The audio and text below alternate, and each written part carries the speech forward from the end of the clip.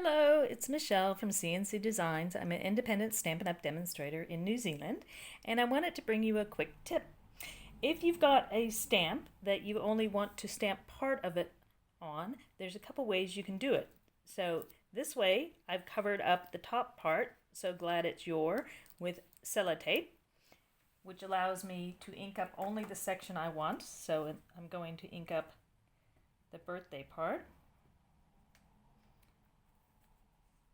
And then peel off the tape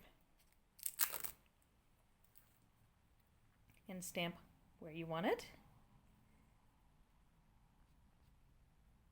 And you only get the part that you've inked up. So there we go, birthday. Another way to do it is, in this case it says you're amazing and I want it just to have the amazing, is take your Stampin' Write pens. These are water-based pens. So if you take your Stampin' Write pens, you can simply color the portion that you want to stamp. You can also add color to your stamps when you're stamping them the same way, but it has to be the Stampin' Write pens because they're water-based. Do not confuse them with any of your other stamping pens. So Stampin' Write, I'm just coloring in the word amazing. And then to make sure it's going to be wet enough, you huff on it, which is just like blowing air, hot air out. So I huff on it, and then I'm going to try to line this up.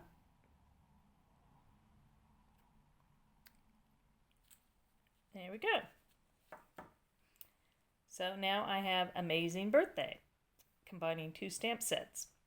So those are two ways that you can use your stamps differently. So that's a quick tip on how to mask off or use just part of your stamps. I hope you enjoyed that.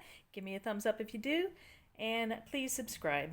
If you want more information, you can go to my blog, or if you are in New Zealand and want to purchase any products, you can go to my website, michellekritchley.stampinup.net. Thanks so much. Bye.